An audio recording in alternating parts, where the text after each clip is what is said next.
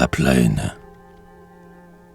Après la moisson faite et tous les blés rentrés, quand depuis plus d'un mois les champs sont labourés, qu'il gèlera demain et qu'une fois encore l'automne, du plus haut des coteaux qu'elle dort, se retourne en fuyant, le front dans un brouillard. Oh, que la plaine est triste autour du boulevard. Et de premier coup d'œil, une morne étendue, sans couleur. Ça et là, quelques maisons perdues, murs frêles, pignons blancs, tuiles recouverts. Une haie alentour en buisson jadis vert. Point de fumée au toit, ni de lueur dans l'âtre. De grands tas au rebord des carrières de plâtre. Des moulins qui n'ont rien à moudre. Ou ne pouvant qu'à peine remuer leurs quatre ailes au vent. Et loin, sur les coteaux, au-dessus des villages, de longs bois couronnés de leur dernier feuillage.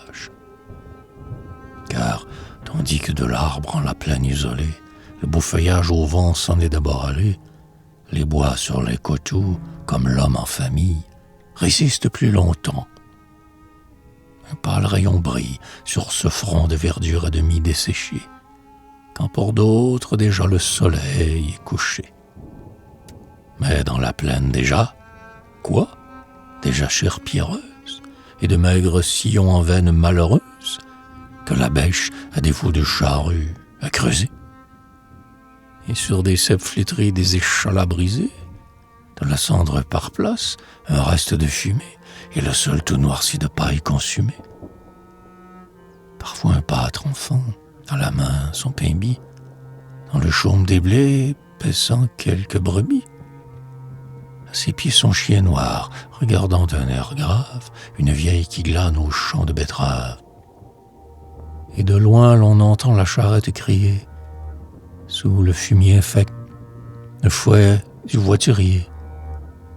De plus près les grillons sous l'herbe sans rosée, ou l'abeille qui meurt sur la ronce épuisée, ou craquer dans le foin un insecte sans nom.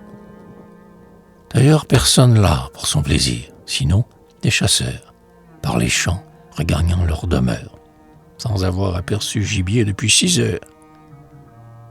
Moi, pourtant, je traverse encore un pas oisif, et je m'en vais là-bas m'asseoir où sont les ifs.